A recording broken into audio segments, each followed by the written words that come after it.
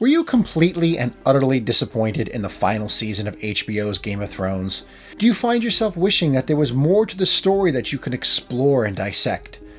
Do you want to travel back to a time when the writing on the show was still good, and Daenerys didn't get her drinks from the local Starbucks? Do you like video games?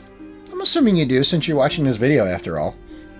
Then, Game of Thrones, a Telltale series, may just be right for you.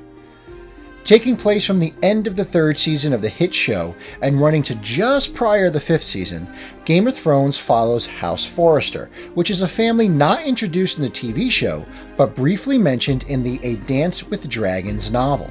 The game follows several members of the Forrester clan as they come to terms with a great loss following the events of the Red Wedding. Telltale is known for creating thrilling and exciting stories. However, the gameplay in some of their titles don't always match up to the fantastic story. Was this the case in Game of Thrones? Let's find out. How you doing, fellow geeks? GamerDad79 here, and welcome back to another video on the channel. I know it's been a while, but I have returned. And today we're going to be taking a look at Telltale's Game of Thrones. Now, before we get started, I want to be upfront and honest with you guys. I have not watched all of Game of Thrones yet. Yes, hate me, say whatever you want. The wife and I started watching the show probably when it was a few seasons in, and I think we got about halfway through season 2 when, life just kind of got in the way. So I went into this game nearly completely blind to the events that are surrounding House Forrester. All the things that are going on kind of in the peripheral of the Game of Thrones universe, I really didn't know much about. So that's the perspective I have on this game. Someone that likes games from Telltale, but is not too familiar with the source material. As always, guys, hit that like, subscribe, share, all that good stuff. It really helps me out tremendously. So, without further ado, let's check out a Game of Thrones, a Telltale series, because as we all know, winter is coming. So as I mentioned earlier, in Telltale's Game of Thrones, you control members of House Forrester. 5 members to be exact, all of them having their own storylines and troubles to overcome, while all converging into one main storyline, which is saving House Forrester. You see, after the Red Wedding, House Forrester is in grave trouble.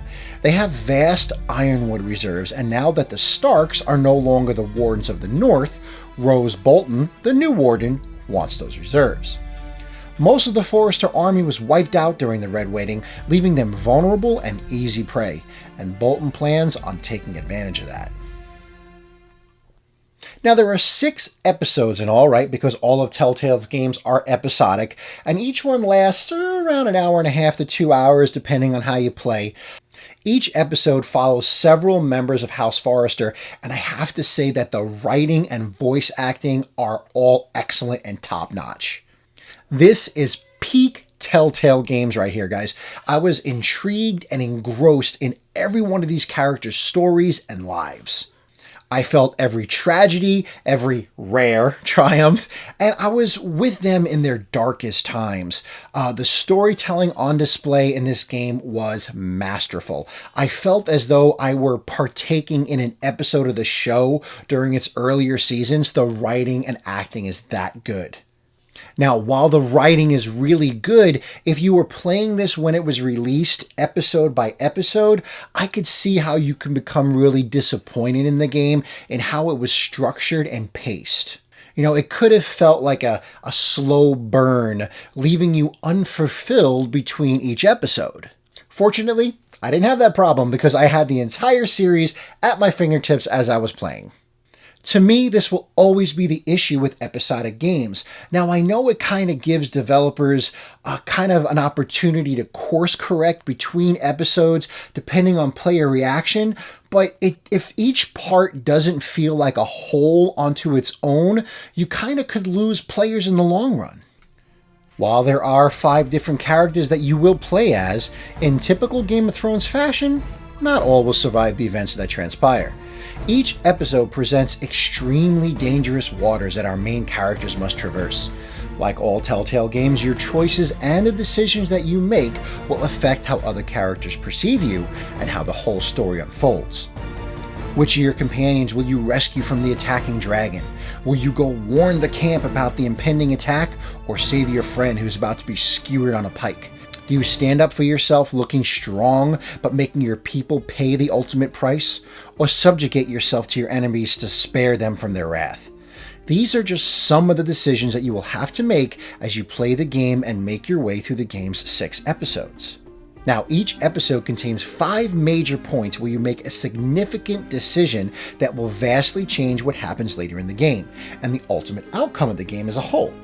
However, I did notice that sometimes the game would not remember the decisions that I made in a previous episode. In one instance, I had cut an enemy's arm off during a fight, but the subsequent recap in the next episode showed me stabbing him through the chest. This was the most glaring issue I saw, but there were other smaller ones as well. While some of the decisions that you make during the game will lead to the death of maybe one of your main or supporting characters, making a mistake during gameplay can also lead to death. However, these deaths feel cheaper as they lead to a game over screen and you retrying the level instead of the game adapting and moving on. I know that making a game like that could be very difficult, but in games like Heavy Rain, they program the game to adapt to emerging situations like one of your characters dying, or made it that your character couldn't die during doing certain things. For instance, during a battle in Game of Thrones, instead of death if you made this wrong decision, maybe you get your shoulder sliced up, which could lead to it getting infected and then you having to lose your arm and then playing the rest of the game with, only one arm for your main character. How cool would that be? These kinds of games are narrative for a reason. They are meant to be different than traditional games where a misstep could lead to your death.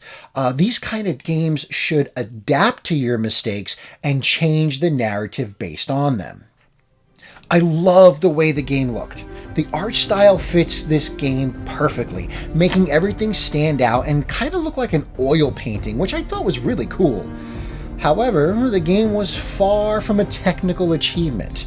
There were several glitches that I noticed throughout the game that, while not game-breaking, were noticeable and annoying.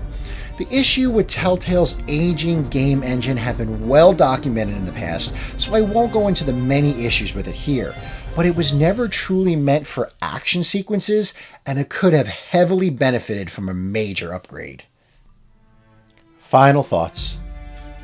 Telltales Game of Thrones released back in 2014 during the height of the TV show's popularity. The story of the game could fit right alongside the books or the seasons of the show.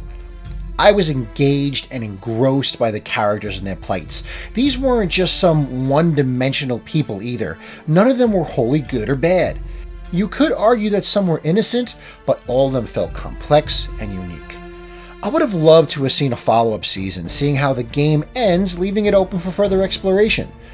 There was a second season planned, but it was originally put on hold so Telltale can concentrate on some of their other projects, and ultimately, the company shuttered its doors in October of 2018. While a new version of the company has sprung up in its place, there is no word on if the Game of Thrones story will be continued. Now, not everything with the game was great, with the engine showing its age in some key action sequences, something it was never originally intended for, and some actions not carrying over to subsequent episodes. While I didn't fully understand everything that was going on due to not being caught up on the show, I would recommend this game to anyone who wants to expand the Game of Thrones universe in meaningful ways. Just don't expect full closure at the end. Well, that's it for today's video, fellow geeks. Let me know in the comments section below if you've ever played Telltale's Game of Thrones and what you thought of it. Well, until next time, I'm GamerDad79. Keep on geeking on.